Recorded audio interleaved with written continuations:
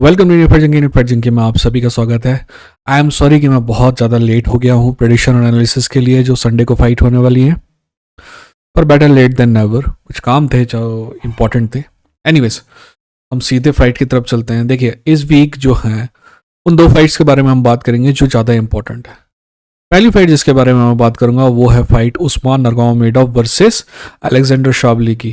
दोस्त, मेरा मानना है कि ये फाइट जो है इस वीक की सबसे इंपॉर्टेंट फाइट है और इस फाइट में दुनिया के दो सबसे बेहतरीन फाइटर्स में से टॉप 10 फाइटर में से दो फाइटर फाइट कर रहे हैं। और अलेक्जेंडर शावली और उस्मान किसी भी ऑर्गेनाइजेशन में होते, इवन यूएफसी में भी होते ना, तो टॉप 5 में रहते हैं। मैं सिंपल ये कहना चाहता हूँ कि Sean Brady versus Gilbert Burns के बारे में भी बात करेंगे, बट ये दोनों फाइटर शॉन ब्रेडी और गिलबर्ट बर्न्स से टैलेंट के मामले में बेहतर है। ठीक है, पहले बात करेंगे शावली वाली फाइट की और फिर बात करेंगे गिलबर्ट बर्न्स वाली फाइट की। जब कभी बैलेटोर की किसी फाइट के बारे में बात करता हूँ मैं, तो सबसे टफ चीज़ ये होती है कि आपको पता नहीं कि कहाँ देखना है और कितने बजे देखना है। तो मैं हमेशा ये बता देता हूँ आपको कि कितने बजे देखना, पर मैं ये नहीं बता पाता हूँ कि कहाँ देखना।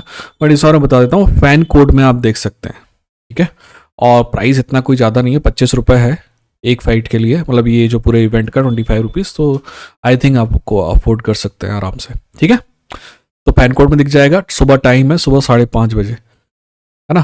गिलोडोन्स वाली फाइट का टाइम है सुबह 4:30 बजे। यार अभी बीच में ना 7:30 बजे से फाइट्स आ रही थी, तो इंसान को थोड़ा प्रॉब्लम नहीं हो रहा था, बट वापस से वही टाइमिंग चालू हो गया 4:30 5:30 वाला। एनीवेज, आगे बढ़ते हैं। ये फाइट जो है इन दोनों के बीच में लाइट वेट की फाइट है। मेरा मानना है कि जैसे कि मैंने आपको पहले बताया कि दोनों फाइटर चाहे यूएफसी में होते या कहीं और होते, टॉप 5 फाइटर्स ही होते। ये फाइट जो है इस वीक की सबसे सबसे इंपॉर्टेंट फाइट है। ठीक है, ये दोनों खिलाड़ी को आप अगर इन पे ध्यान रखेंगे तो आपको एक न एक दिन ये यूएफसी में दिखाई देंगे। ठीक है, जहां तक उस्मान की बात है ना, उस्मान मेरा मानना है कि सारे नरगोमेडोव में सबसे ज़्यादा एक्साइटिंग है। उमर सबसे ज़्यादा टैलेंटेड है, बट उस्मान सबसे ज़्यादा एक्साइटिंग है। दोनों में फ़र्क है ना। इसीलिए जब वो यूएफसी में आएगा तो भी हमें फ़र्क समझ में आएगा। ठीक है, चलिए इस फाइट के बारे में बात करते हैं। जहाँ तक स्टैंड अप की बात है, उस्मान बहुत टैलेंटेड फाइटर है। मेरे ख्याल से उस्मान को हम कहेंगे कि दागिस्तानी जितने भी फाइटर्स हैं ना हबीब के ग्रुप के, उनमें सबसे ज़्यादा एक्साइटिंग स्ट्राइकिंग जो है ना वो उस्मान की है। उस्मान रिस्क लेता है, किक भी करता है, और उस्मान जो है, उस्मान से आप वो सारी चीज़ें स्ट्राइकिंग में वो सारी चीज़ें एक्सपेक्ट कर सकते हैं जो आप दूसरे नरगोमेडोव से नहीं करते हैं, क्योंकि वो कोशिश करता है फाइट को स्ट्राइकिंग में ही खत्म करने की। ठीक है, किकिंग गेम भी उस्मान का बहुत अच्छा है, बट मेरा मानना है कि शावली जो है ना बहुत ज़्यादा अनऑर्थोडॉक्स है। शावली बहुत तेजी से एंगल चेंज करता है और आप जब उम्मीद नहीं करते हैं तो पावर पंच उसका आता है।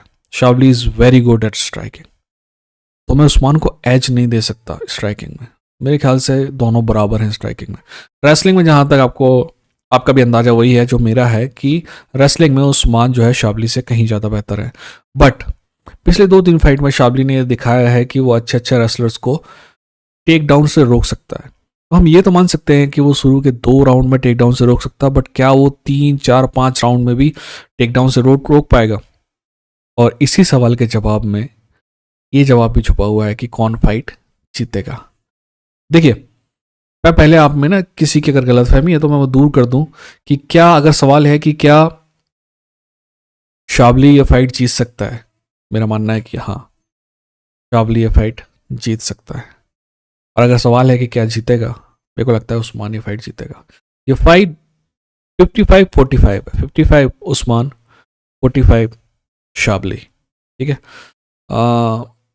तो मेरा मानना है कि उस्मान जीतेगा। दिल दिमाग पैसा उस्मान पे, वैसे बहुत ऑड्स बहुत ख़राब मिल रहे हैं तो पैसा तो मैं किसी भी नहीं लगाता, बट मेरा मानना है कि उस्मान ये फाइट जीतेगा। ठीक है, अब चलते हैं यूएफसी की फाइट की तरफ। देखिए, इस फाइट का जो टाइमिंग है वो आप सभी को पता होना चाहिए। गिलबर्ट बर्न्स और शॉन ब्रेडी की फाइट का सुबह 4:30 बजे का टाइम है। ठीक है, इस बात पे कोई भी सवाल नहीं है, इस बात पे कोई भी डाउट नहीं है कि एक्चुअली शॉन ब्रेडी जो है इन दोनों फाइटर्स में से, शॉन ब्रेडी यूएफसी की नज़र में भविष्य है और गिलबर्ट बर्न्स यूएफसी की नज़र में भूतकाल है, पास्ट है। और कहें पास्ट की और सिंपल है कि गिलबर्ट बर्न्स एक प्रकार से सीढ़ी है जिसके ऊपर चढ़ के शॉन ब्रेडी ऊपर जाएगा। ये यूएफसी का मानना है, मेरा मानना ऐसा नहीं है। मेरा मानना है कि गिलबर्ट बर्न्स के पास अभी 2-3 बहुत शानदार फाइट बची हैं। मेरे को पता है कि वो ऊपर जा रहा है उम्र में, but he is pretty good. मैं ना आगे बढ़ने से पहले 2 चीज़ें बहुत क्लियर कर देना चाहता हूँ कि किसके जीतने के चांसेस ज़्यादा हैं। टॉम ब्रेडी के जीतने के चांसेस ज़्यादा हैं, बट क्या मेरा प्रेडिक्शन वही है? I don't think so. ठीक है, गिलबर्ट बर्न्स, अगर सवाल ये है कि कौन इनमें से बेहतर फाइटर है, तो गिलबर्ट बर्न्स बेटर फाइटर है without a shadow of doubt. But Gilbert Burns की एज की वजह से सारे सवाल खड़े हो रहे हैं और लोगों का मानना है कि शॉन ब्रेडी न सिर्फ ये फाइट जीतेगा, कई लोगों का मानना है कि ये शॉन ब्रेडी ये फाइट आसानी से जीतेगा। तो गिलबर्ट बर्न्स के साथ प्रॉब्लम क्या है? उसकी एज के साथ क्या होता है कि आपकी स्पीड थोड़ी कम हो जाती है, राइट? आपका दिमाग वैसे ही चलता है, आपके इंस्टिंक्ट वैसे ही हैं, बट शरीर के जो अंग है ना, वो आपका आदेश मानने में 1-2 मिलीसेकंड का समय ज़्यादा लगाते हैं। ठीक है, तो वो स्पीड जो है दिक्कत करती है, ठीक है ना। बट पावर एक ऐसी चीज़ है जो सबसे अंतिम में जाती है, सबसे एंड में जाती है, यानी कि पावर जो है उम्र के साथ नहीं जाता है, पावर कैरी करता है बहुत लंबे समय तक। गिलबर्ट के बारे में जब अपन ने ऐसी बात करें तो शॉन के बारे में बात कर ले। शॉन के साथ भी एक प्रॉब्लम है। शॉन जब प्रेशर में आता है ना, तो वो इंस्टिंक्टिवली जो है बहुत बुरी तरह बिहेव करता है, राइट? प्रेशर वो सही तरीके से हैंडल करते हुए हमने नहीं देखा है उसको।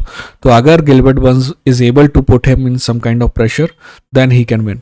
चलो अब फाइट की बात कर ले तो स्ट्राइकिंग की जहां तक बात है ना, स्किल वाइज दोनों बराबर हैं। स्पीड की जहां तक बात है तो उसमें कोई shadow, without a shadow of doubt, speed का एडवांटेज शॉन ब्रेडी के पास है, वहीं गिलबर्ट बर्न्स के पास पावर का एडवांटेज है। अब बात करते हैं रेसलिंग की। हम सभी को पता है कि रेसलिंग में, जुजित्सु में गिलबर्ट बर्न्स शॉन ब्रेडी से बेहतर है, बट रेसलिंग में शॉन ब्रेडी गिलबर्ट बर्न्स से बेहतर है।